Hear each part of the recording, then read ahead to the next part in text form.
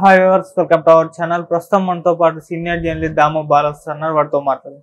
నమస్కారం సార్. నమస్తే సార్, కేజ్రీవాల్ గారికి కూడా హైకోర్టు బెయిల్ ఇవ్వలేదు, షాక్ ఇచ్చింది. ఆయనకి చెప్పుకోవాలి. అసలు ఏం జరిగింది, ఎలా జరిగింది అక్కడ కోర్టులో, ఎందుకు బెయిల్ ఇవ్వలేదు, మీ ఒపీనియన్? కేజ్రీవాల్కి సంబంధించి ఆయన అరెస్ట్ అయిన రోజు నుంచి 16వ తేదీ 21వ తేదీ అరెస్ట్ అయ్యాడు. 21 నుంచి కూడా రోజు ఏదో ఒక వార్తలు వస్తానే ఉంది. ముందు 2 రోజులు కూడా ఆయన ఈడీ నిర్బంధంలో నుంచి 2 సార్లు 2 ఆదేశాలు కూడా పంపించాడు. ఒకటేమో ఫస్ట్దేమో వాటర్కి సంబంధించిన ఆదేశాలు.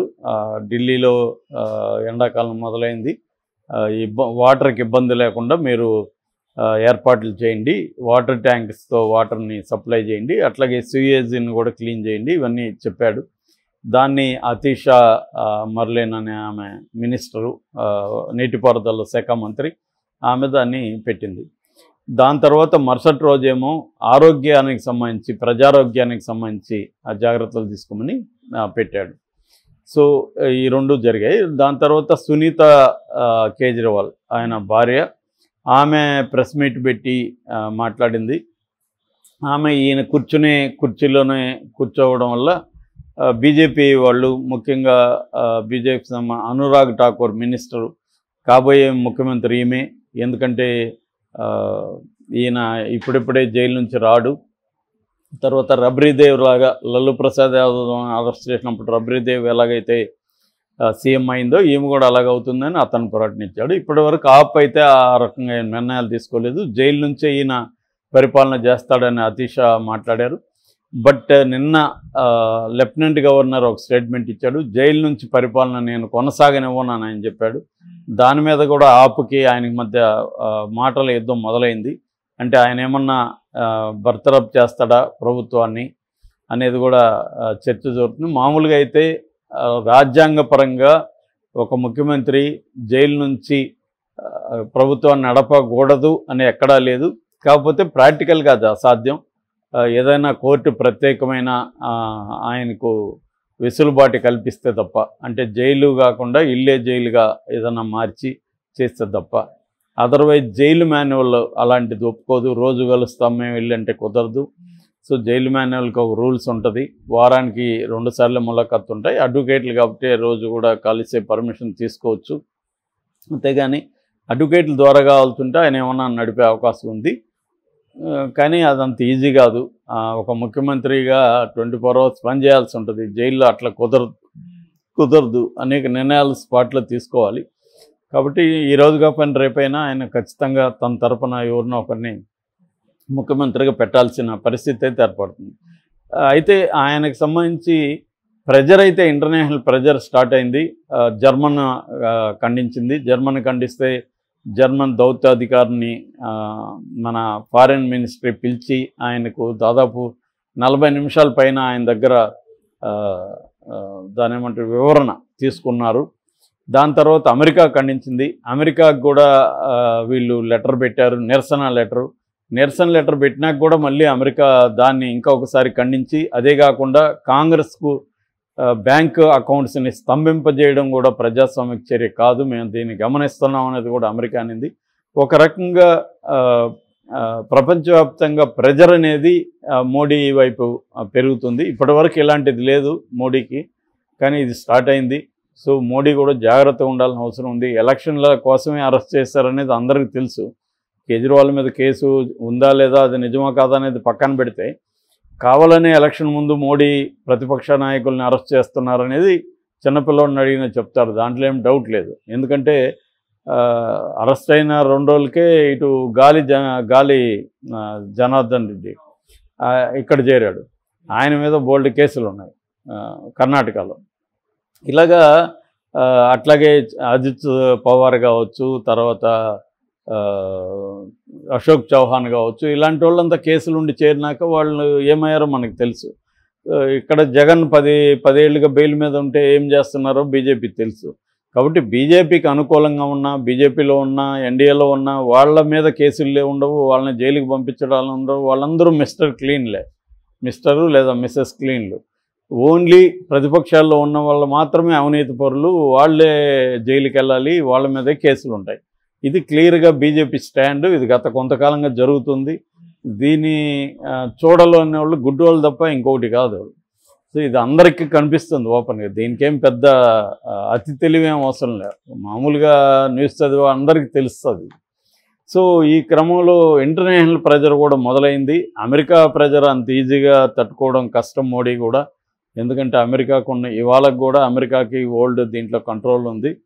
మరి దాన్ని ఎదిరించి మోడీ నిలబడడానికి సాహసం చేస్తాడనేది కూడా చూడాలి. ఏదేమైనా అది ఉంది. ఇది ఒకవైపు అయితే, రెండో వైపు అక్కడ కేజ్రీవాల్ ఆరోగ్యం బాగా క్షీణిస్తుందని చెప్తున్నారు ఈడీలో.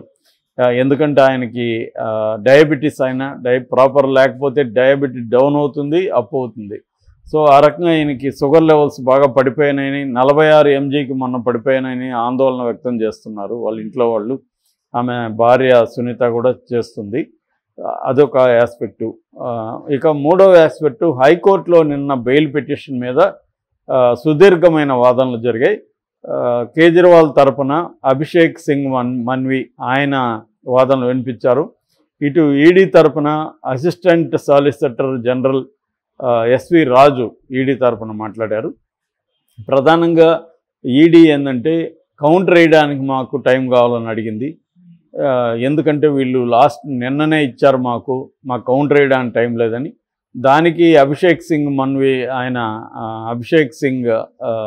అభిషేక్ మను సింఘ్వి ఆయన ఏం చెప్తున్నారంటే, మాకు సాటర్డే మేము వేసాము, సాటర్డే రిజిస్ట్రీ క్లోజ్ అయింది, మండే ఓపెన్ అయింది, ఓపెన్ అయినాక ఇచ్చాము, ఇంకా మేము అంతకుముందే ఆడిస్తాము, అసలు వాళ్ళు కౌంటర్ వేయాల్సిన అవసరం ఏముంది దీంట్లో, క్లియర్గా ఇది అక్రమ కేసు.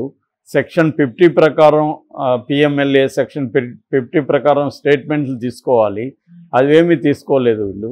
సెక్షన్ 45 ప్రకారం అరెస్ట్ చేశామని చెప్తున్నారు, 19 ప్రకారం అరెస్ట్ చేశామని చెప్తున్నారు. సో దీంట్లో ఏ రకమైన ఈయన నేరం చేశాడనే దానికి వాళ్ళ ఏ రకమైన ఆధారం లేదు. ఇది క్లియర్గా ఎలక్షన్ ముందు ఆయన్ను అరెస్ట్ చేయడం వల్ల లెవెల్ ప్లేయింగ్ గ్రౌండ్కి విఘాతం కలిగింది. రాజ్యాంగం లెవెల్ ప్లేయింగ్ గ్రౌండ్ ఉండాలి అని చెప్తుంది. ఎన్నికలంటే అందరికి ఈక్వల్గా లెవెల్ ప్లేయింగ్ గ్రౌండ్ అంటే అందరికి ఈక్వల్ ఆపర్చునిటీస్, ఎన్నికల్లో పార్టిసిపేట్ చేయడం, ప్రచారం చేసుకునే హక్కు ఉండాలి. అది లేకుండా చేసిందని చెప్తున్నారు. ఈ కాంటెక్స్లో మనకు చంద్రబాబు తరపున ఆర్గ్యుమెంట్స్ జరిగినప్పుడు కూడా సాక్షాత్తు హైకోర్టు జడ్జి గారు మల్లికార్జునరావు గారు ఇదే వాదన ఆయన కూడా చేశారు. అంటే ఒక ప్రతిపక్ష నాయకుడిని అరెస్ట్ చేసి జైల్లో పెట్టడం వల్ల ఆ పార్టీ పొలిటికల్ యాక్టివిటీలన్నీ కూడా స్తంభిస్తాయి, అందువల్ల ఇది ఆ పార్టీకి కూడా ఇబ్బంది అవుతుందనేది ఆయన్ని బెయిల్ ఇవ్వడానికి వన్ ఆఫ్ ద కాజెస్ అనమాట అది. మరి అదే కాజ్ దీనికి వర్తించదా అనేది అభిషేక్ మను సింఘ్వి మాట్లాడుతున్నాడు. సో ఇక్కడ ఏంటంటే మనకి చూస్తే కోర్టు ఒక తీర్పు ఉంటుంది, వ్యక్తులను బట్టి ఒక తీర్పు ఉంటాయి కోర్టులు కూడా. అందరికీ ఒకటే కనపడదు. మనం ఒక కామన్ మ్యాన్గా అబ్జర్వ్ చేస్తున్నప్పుడు ఇక్కడేమో కోర్టు చంద్రబాబును అరెస్ట్ చేసి జైల్లో పెడితే ఆయన పార్టీకి లెవెల్ ప్లేయింగ్ గ్రౌండ్ ఉండదు కదా అని ఇక్కడ మాట్లాడుతుంది. అక్కడే మరి హైకోర్టు దాన్ని పట్టించుకోవట్లేదు. మనసింగ్ ఎంత మాట్లాడినా అది పట్టించుకోకుండా కౌంటర్ వేయమని చెప్తుంది. కౌంటర్ వేయాల్సిన అవసరం ఉంది కేసులో అనేది ఈయన మాట్లాడుతున్నాడు.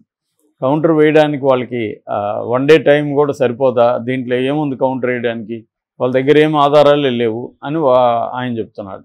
కానీ కోర్టు ఏంటంటే పిఎంఎల్ఏ, నేను నిన్న చెప్పాను, పిఎంఎల్ఏ చట్టం అంత ఈజీగా ఎవరికి బెయిల్ ఇవ్వడానికి ఒప్పుకోదు. ట్విన్ కండిషన్స్ పాటించాలి. అంటే అతను నిర్దోషాన్ని నమ్మాలి, బెయిల్ ఇచ్చిన తర్వాత అతను పోయి నేరం చేయడాన్ని నమ్మాలి.